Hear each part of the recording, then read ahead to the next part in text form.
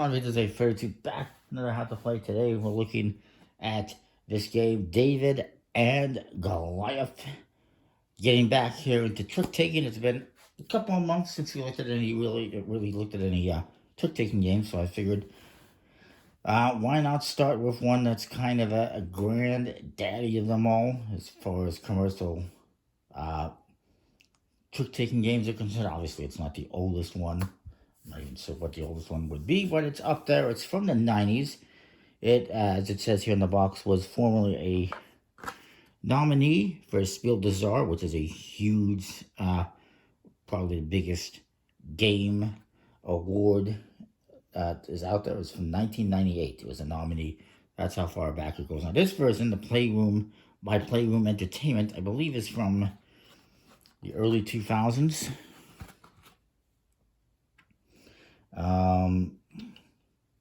Can't really, doesn't really say. It might say somewhere. And it's a trick-taking game for 3 to 6 players by Richard Staup.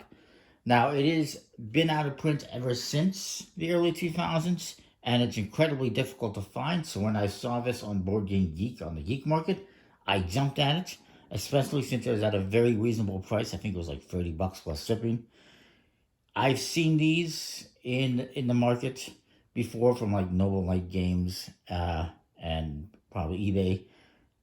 $100 or more for the game. It's very hard to find, and it's obviously one that people are interested in. It's interesting is the rules basically come printed on the side of the box. I'm not sure if it actually comes with rules printed in the box as well, because this one didn't come with it, but I printed them off anyway. It's a trick-taking game. You have cards here. They're not the most exciting design. The other design, I think, is by, I want to say, it's by, is it by Amigo? I forget which company it is that made the other version, but it's a nicer design. This one, a little bit less exciting, but it is what it is. The faces, you get cards in different suits or colors. Purple, blue, red, green, yellow. 5 different ones. And they're numbered from 1 through 17. Now, you're going to remove certain cards depending on the player count. For 3 players, you will only use 1 through 9. For 4 players, we're using 1 through 12. And then 5 players, you will use 1 through 15. You will use all the cards 1 through 17 if you're playing with 6 players. So I'll put these ones away. And we're going to deal out the cards. Now, the cards you'll see, it's David versus Goliath, in case you're not familiar with the story. The lower cards are smaller. You see it's David. But then if you look at the bigger cards, it's Goliath. He's a big monster of a guy. And that plays a little role into the game. If you're not familiar with the story, I'm not going to get into it, but you can look it up. But basically, it's about this small, average guy who beats this big monster of a guy. It's a biblical tale. Anyway.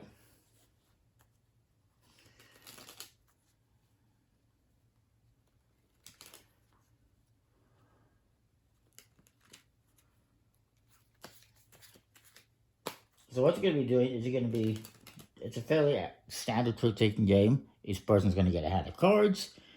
Everyone will play a card. You must follow suit if possible. If you can't, you can play out of suit. And the highest card wins the trick. But then there's a hook, which we'll get to. Each player is going to get 15 cards.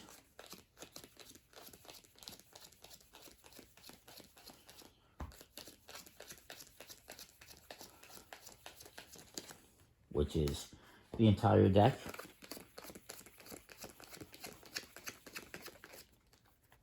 I believe that was 15.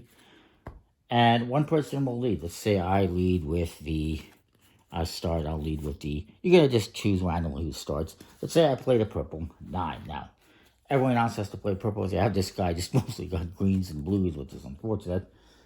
I'll play that. This guy plays, let's say he plays the 4. And then this guy plays, well, he only has 1, so he's going to play it. It's a 2. So as per any trick-taking game, the highest card played wins the trick. This guy played a 10. He wins the trick, and he's going to get to collect cards. However, the twist is that whoever played the lowest card, the David, if you will, this guy played the 2, he gets the highest valued card. And he's going to take this and he's going to collect it. And whoever played the highest card gets to collect the other ones as a prize, if you will.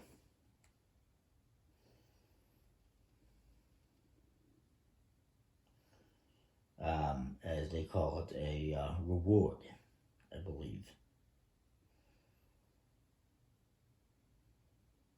Or a profit, they call it. They call it a profit.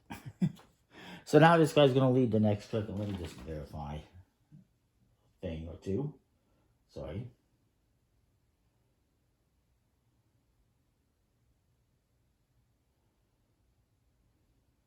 Yeah, and there is no trump suit in this game. So this guy plays, well, he doesn't have much. He's going to play green 12. This guy doesn't have, he does have a green. He's going to play this 1.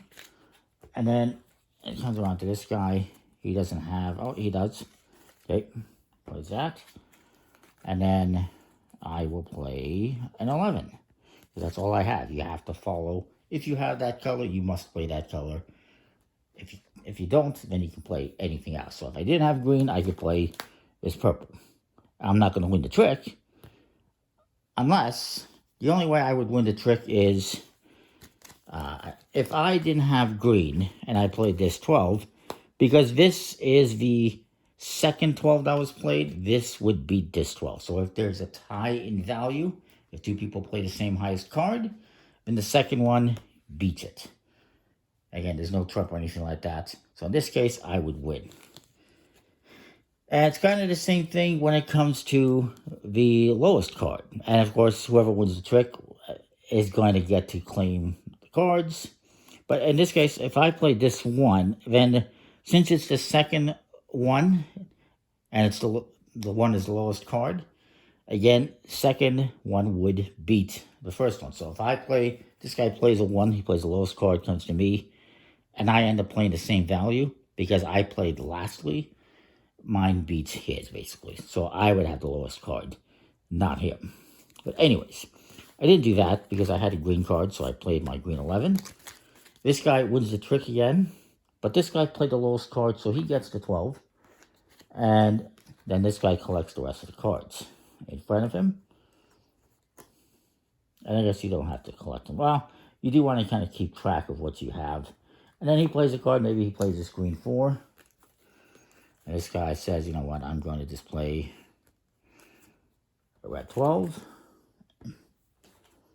This guy doesn't have green, so he says, you know what, I'm just going to play a blue 1. And then comes to me, and I decide, you know what,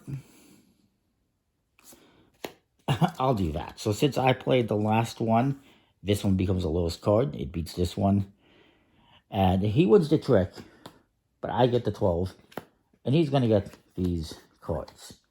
Now, you're going to keep doing that until you go through everything. And then you're going to get into scoring. And this is where the twist kind of comes into play.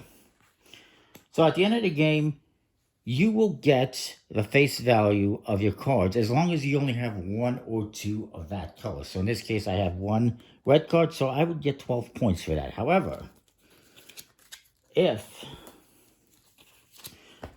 and this is a poorly shuffled hand, and if I end up with a second card, of course, then I would get, in this case, I would get 23 points. However, if I end up with this, if I end up with more than 2 cards of the same color, now I'm only getting 1 point each. So in this case, I would only get 4 points. So that's kind of the little hook of the game, the twist of the game is, it's a fairly straightforward trick-taking game where you're collecting cards. The winner gets 3 of the cards. The loser, whoever plays the lowest card, gets to select the highest card. And you will score points for those, but again, if you have more than 2, if you have 2, you score. If you have 1 or 2, you score the face value. If you have more than 2, you're only going to score 1 each. So at this point, you're going to want to maybe try to collect as many of that color as possible. And then at the end, let's say I had something like this. I would score, 19, 30, 39, 46, and then 47, 49, 51, 52 points for that hand. Because these will be face value, face value, face value, and these would be 1 point each. So that's kind of how the game plays. It's a fairly straightforward trick-taking game, except in terms of collecting and scoring cards. Again, one person will play a card. So I play that one. Somebody else will follow. Let's say this guy plays a 4 in blue. This guy has yellow, so he has to play. So he plays a 9. And this guy plays an 11. Again, whoever plays the highest card, the Goliath of the trick, wins the trick as per any normal trick. But whoever played the lowest valued card gets Goliath. He beats Goliath, and he gets him for his hand for scoring. And then whoever played the highest card does collect the other cards for their scoring. And that's kind of how it works. So, really cool trick. I'm glad I finally was able to get this one. It is really hard to find, but it's nice to have. So that is that. Comment, like, subscribe. Let me know what you think, and we'll see you next time for more. Thanks for watching. I should mention, in terms of quality, it's fine. It's just it's fine for what it is. It's nothing, limited or anything, but you get what you get. Anyways, we'll see you. Thanks for watching.